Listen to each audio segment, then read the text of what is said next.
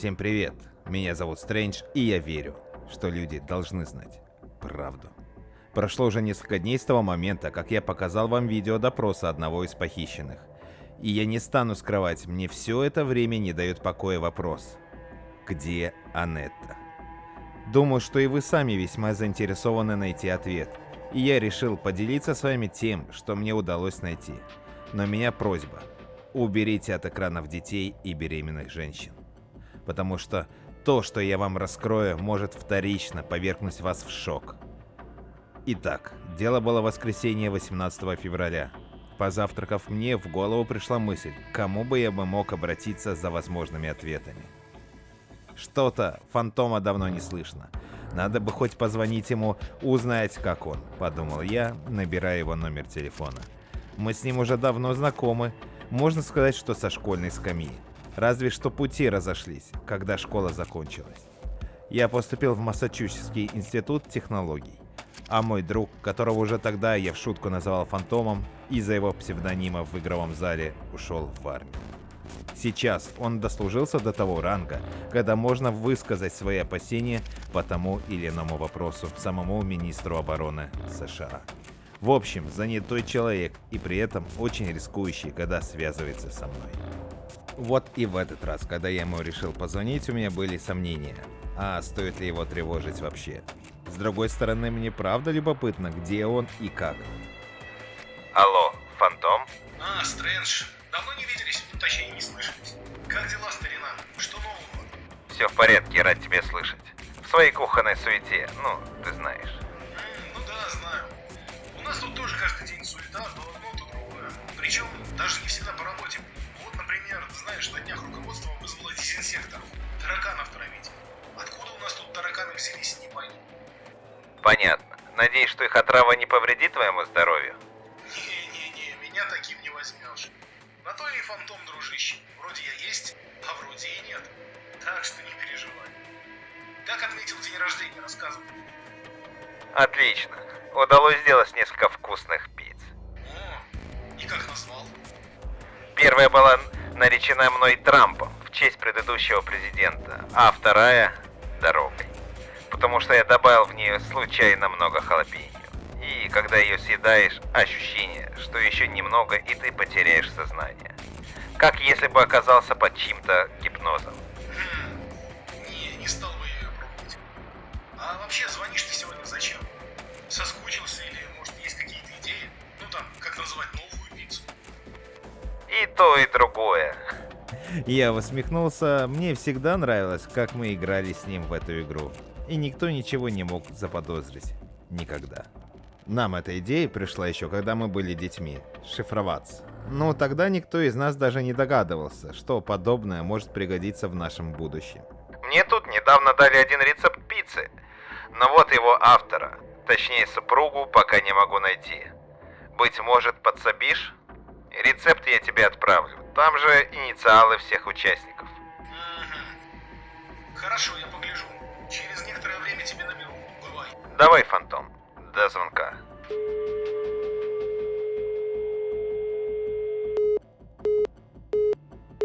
И он положил трубку. Пока я ждал звонка, то все еще пытался найти хоть крупицу информацию об Анетте. Что с ней, как она, мертва или жива? И если жива, то что с ней стало? Она могла быть стать ключом в создании нового архива об этих загадочных, но, как я понял, очень жестоких центаурусах. Я не гонюсь за большой известностью, ведь моя истинная цель — найти правду, какой бы она ни была. Меня преследует уверенность, что это может спасти наш вид где-то в будущем. За всеми своими раздумьями я не заметил, как пролетело время и наступил вечер. На кресле качалки передо мной лежал телефон, я гипнотизировал его в ожидании звонка. И, наконец, раздался рингтон песни «Sweet Dreams» в исполнении Мерлина Мэнсона. Слушаю. Здравствуйте, это вы заказывали пиццу пепперони для семейной пары? Да, я. Как скоро мне ее ждать? Я сразу понял, что это непростой заказ на мое имя. Через 10 минут наш курьер приедет. Давайте ему чаевые или нет, ваше право. Вы и так щедро заплатили нашей маленькой пиццерии. Всего вам доброго. И вам. Я закончил звонок. Через 10 минут ко мне в дом постучали. Я открыл 2 двери, и передо мной предстал курьер. На вид ему было 18 лет, а на голове у него красовалась фирменная зеленая кепка пиццерии Франкос Пицца. «Ваш заказ!» — сказал он и протянул мне картонную коробку. «Спасибо», — ответил я и протянул $20.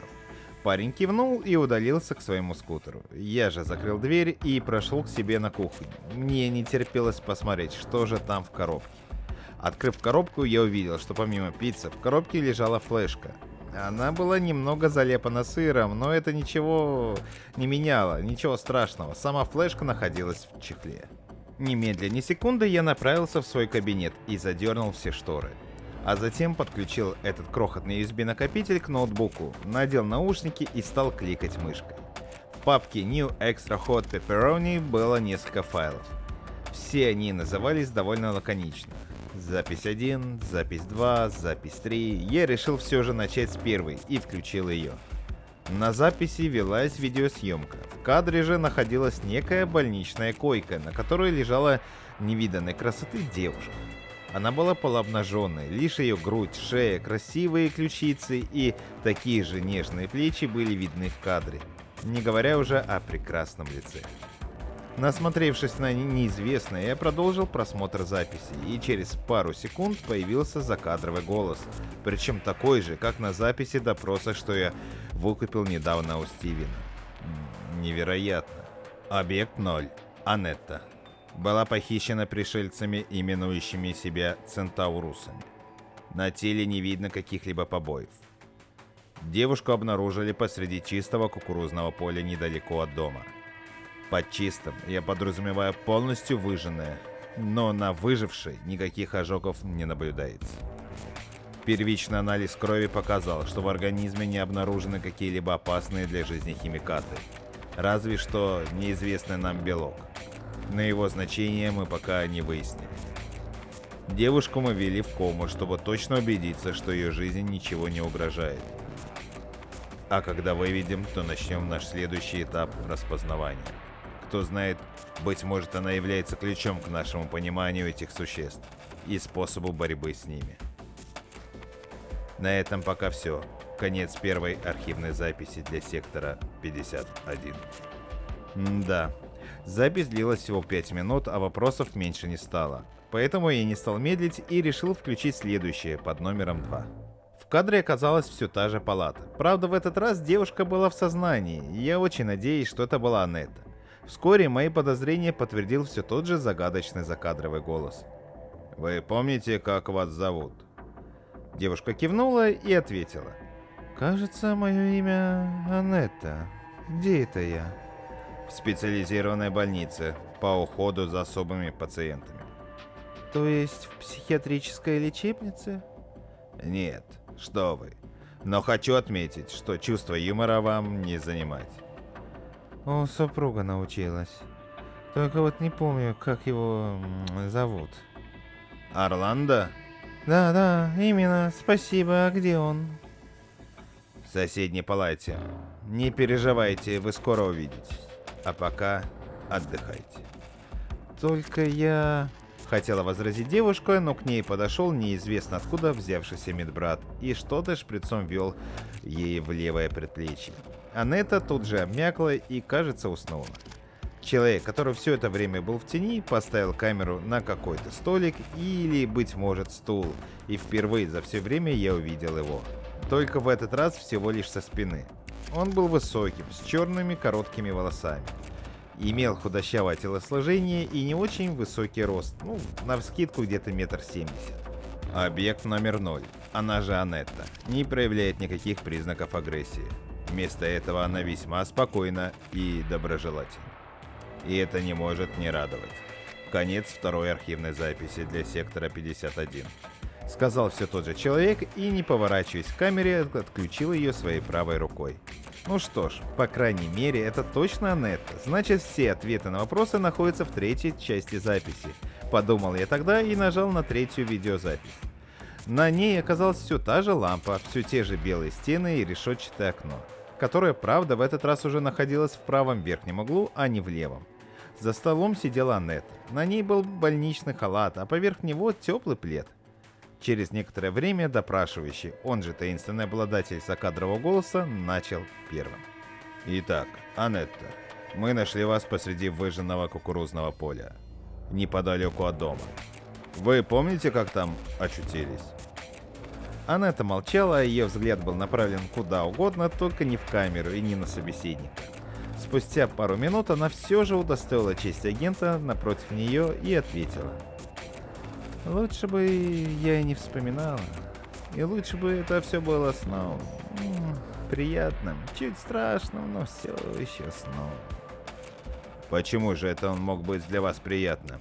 Насколько я понимаю, вас и вашего мужа похитили центаурусы. Верно. Хотя слово «похитили» не совсем верно. Не совсем подходит. Скорее, пригласили, и я дала свое согласие. Правда, не учла, что мой супруг вернется раньше. Почему же вы согласились принять приглашение? Это ведь пришельцы. Они могли сделать с вами все, что угодно. О, да, могли. И делали. Боже, я никогда не кончала столько раз. С похотливой усмешкой сказала Анетта. Что? Впервые за долгое время допрашивающий испытал, по-видимому, искреннее удивление. Кончала. Испытывала оргазмы, дорогой. Даже мой муж меня уже давно перестал удовлетворять в постели, а эти... Центаурусы... Впервые в жизни я была счастлива находиться в чьей-то власти. Наступила тишина. Она длилась несколько минут, прежде чем сама Анетта ее нарушила. Знаете, очень тяжело жить с мужчиной, который имеет мало того, что нарциссические наклонности, так еще и скрытый садизм. Наш секс с ним всегда был очень, знаете, экстравагантным, что ли. Удовольствия я не получала, только боль. Многие мои подруги, конечно, хвастались их успехами в практике БДСМ и связывания. Но даже от боли я так не научилась получать удовольствие. По крайней мере, от своей собственной. Кстати, об этом. Где мой там супруг-садист? С презрительной ухмылкой спросила Анетта. Проходит реабилитацию. Ваши доброжелатели очень сильно искалечили его. Ох, не сомневаюсь. Это ведь я попросила их причинить ему максимальный вред. И они даже позволили мне посмотреть, как они пытали его, как резали его кожу, пальцы. Вы, наверное, думаете, что я свихнулась, но я правда искренне была рада видеть, как страдает мой глубоко неуважаемый супруг. Почему же вы с ним не развелись?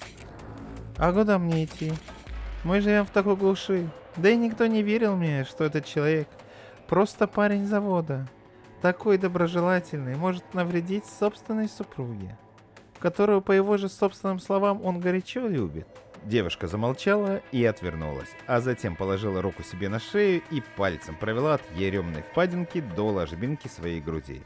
Она чему-то улыбнулась и продолжила с нескрываемым злорадством.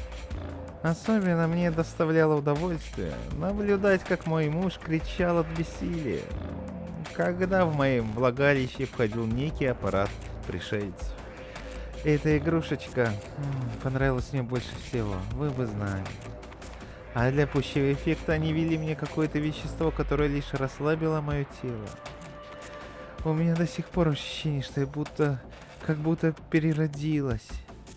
Так они все же пытали вас, верно? Задал человек свой наводящий вопрос. Очень сладко. Они искали все мои эрогенные зоны и искусно играли на них. Как если бы очень умелый скрипач играл на свою музыку на любимой скрипке. Где-то в мыслях я понимала, конечно, что они меня изучают, и что, наверное, их доброжелательность обусловлена куда более скрытыми мотивами, но... Пожалуйста, поймите меня. Впервые за 15 лет я испытала оргазм за оргазмом. Мне никогда еще не было так хорошо. Более того, я получала и моральное удовольствие лишь от осознания, что мой супруг надолго запомнит все произошедшее с ним. Кстати, как считается, он запомнил? Запомнил, верно. Вы рады? Очень, чуть ли не подпрыгивая на стуле, сказала она это и захлопала в ладоши, продолжая смеяться. Ой. Они что-то спрашивали вас? Спросил голос за кадром, и вот он был очень терпеливым и спокойным. Да, ответила на вопрос девушка, начиная успокаиваться. Как мне сделать приятно? Сами они ко мне не прикасались. Точнее, делали они это куда более утонченно. Мой весьма израненный супруг уже, наверное, сказал вам, что центаурусы похожи внешне на нас, на людей. И я, если честно, так и не поняла, были ли среди них женские особи. Но я точно могу сказать, что, заглядывая в их дополнительные глаза на лбах, там устанавливалась некая телепатическая, теплая связь. Не знаю, как вам это объяснить. Но они ласкали меня, мысленно и физически. У меня в голове они рисовали образ, исполняя все мои потаенные сексуальные фантазии. Так, например, я уже давно мечтала, чтобы меня очень нежно и медленно чем-то входили. При этом, чтобы это было совмещено с поглаживанием моей шеи и моих щек. И они создали мне этот образ. В моей голове меня ласкал и любил мой давний одноклассник, моя школьная любовь. И закрыв глаза, я все это чувствовала. Вы не представляете, в каком блаженстве я тогда была. Анетта мечтательно вспоминала обо всем произошедшем с ней. Воцарилось молчание. Казалось, что каждый человек, находившийся в комнате, думал о чем-то своем. Наконец-то молчание нарушил допрашивающий. Вы бы хотели вернуться на их корабль? Если мне пообещают, что обо мне будут заботиться и исполнять мои сексуальные желания, то да. Всяко лучше быть там, чем с моим супругом. Да и вообще, очень надеюсь, что от полученных травм он недолго оправится. Если вдруг он будет спрашивать обо мне, то скажите ему все как есть. Пусть помучается еще. А что вы собирались делать дальше? Хочу вернуться домой, к своим родителям. И тайно молиться, чтобы мои благодетели снова пригласили меня к себе.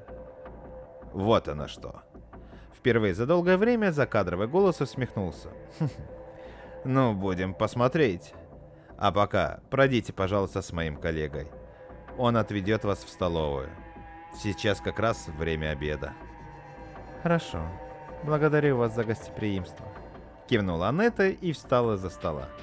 Послышался звук открываемой двери, Анетта ушла куда-то влево и больше не появляется в кадре. Через минуту закадровый голос сказал: и все-таки, все не так, как оно кажется на первый взгляд. Доброжелатели или душегубы, союзники или враги. Нам это еще предстоит выяснить, сэр.